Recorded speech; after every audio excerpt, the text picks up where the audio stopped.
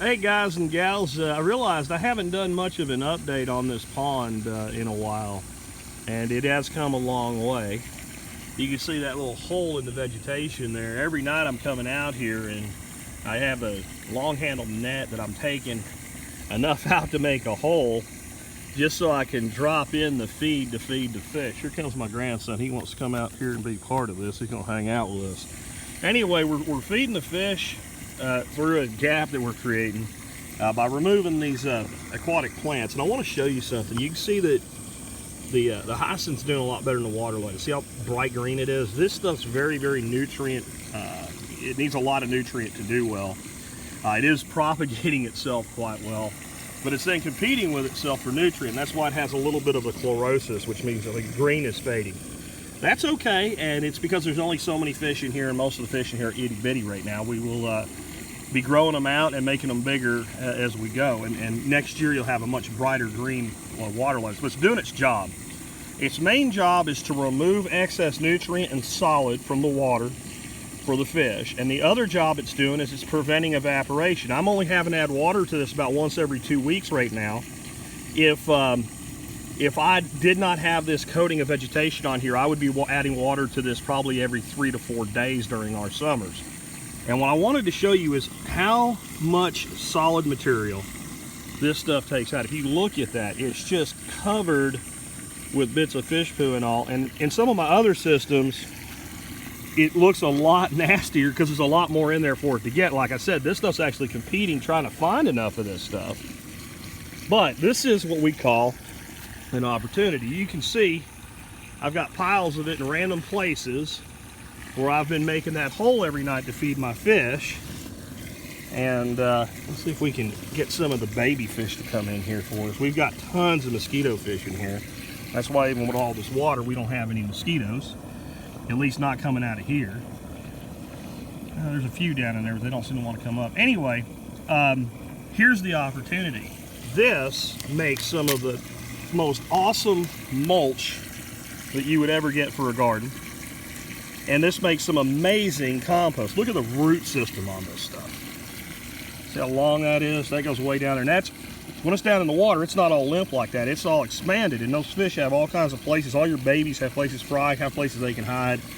But again, this makes fantastic mulch. So what should we do? Should we take this, load it into a cart, haul it way over there to another system and put all of that human energy or mechanical energy into it?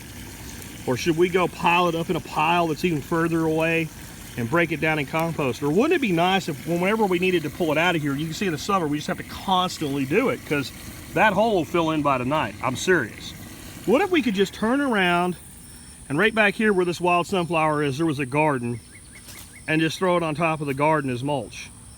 And that every day during the summer when we came out here and removed a little bit of this, we just started and just went to the next spot of a garden bed, and we just kept doing that. What do you think, Braylon? That sound like a good idea? Mm-hmm. So then we would be mulching our garden, we would be fertilizing our garden, we would be making compost right where we need it and never have to touch it again. Wouldn't that be awesome? So what do you think we're gonna do here? What's our next phase here? What we're gonna do, and I've got some materials staged for this already, but it's probably going to be November. We're probably going to do this in the workshop. Use a Bobcat, really clean this place up, make it look pretty. But there's one of my 4x4 tubs there that I make wicking beds out of. I'm going to take 4 of those, one on each corner, kind of sort of where that one is. And we'll timber them in so they look nice and pretty. And then in between them, we're going to have 4-foot by 8-foot beds built out of landscaping timbers that will stain the same color we're going to stain these 4x4s that make up this pond. And it's going to be a big square that goes all around, and on each side there'll be a gap of about 6 feet between the raised beds, which will be about 2 foot to 2.5 foot high. They don't need to be that deep, but then when we put top rails on them, we'll have bench seating all the way around the pond here where people can just come out and hang out. And then those will be a little bit higher, and they'll have a top rail around them as well. They'll be wicking beds, and these beds here will just be conventionally irrigated, probably with some form of drip irrigation, and probably tied into the rain catchment that I have over there on the roof of the house. Might as well use the rainwater that's right there. So then what we're doing, we're creating an integrated system, and we're not doing aquaponics. We're not using the water out of this pond to do anything there. This is its own thing. It does its own thing. It's a focal point. It grows fish, it grows plants. It's a beautiful place to hang out. We got a fish nursery in it. We're propagating plants in it. We got water spinach going. We got taro going. We got all this stuff going on.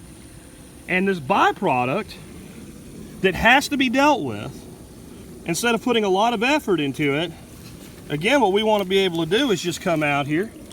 Look at that. Just look at how much nutrient is on that root system. Very pretty. It's very pretty.